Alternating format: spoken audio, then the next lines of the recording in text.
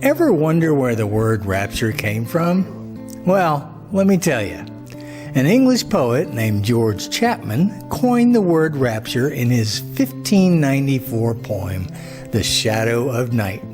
That's right, 1594. He used it to describe a state of supreme delight. So the word rapture has only been around a little over 400 years.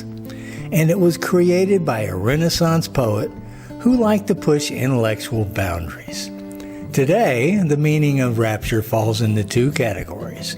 One is similar to what George Chapman described in his poem.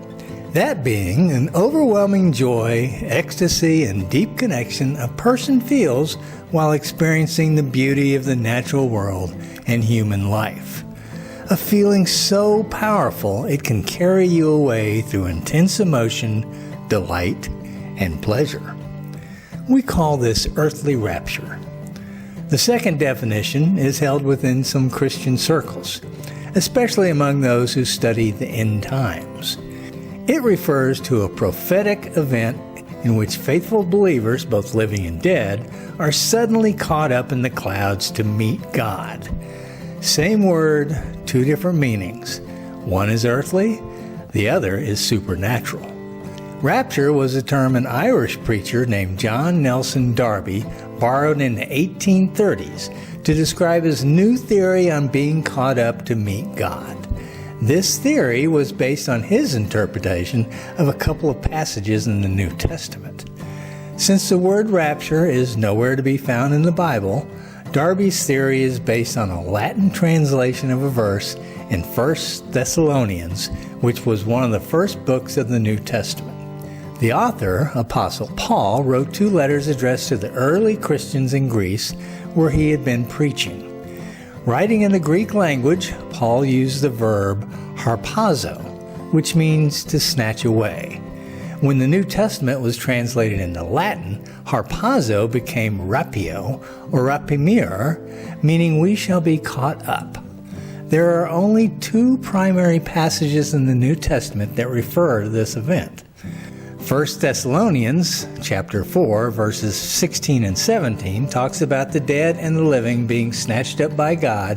And then there's 1 Corinthians chapter 15, verses 51 and 52, describing how quickly it happens. It says believers will be changed in a flash, in the twinkling of an eye, at the last trumpet. You would think the idea of being snatched up has been widely discussed throughout Christian history. It was not. Darby's concept of rapture, along with his blueprint on dispensationalism, was later spread and popularized through the Scofield Reference Bible, which was published in 1909. Dispensationalism views history as a series of stages in God's overall plan of salvation, which includes Christ secretly taking up all believers, living and dead, to heaven before the tribulation. Prior to the 19th century, pre-tribulation rapture was generally unknown in mainstream Christian theology. Most historic religions, including the Catholic Church, reject this idea of rapture. Our position on rapture is simple. We prefer earthly rapture and see no harm in moments of overwhelming joy and ecstasy, especially if it carries us away. We choose our own path rather than simply following what others tell us. Maybe you should too.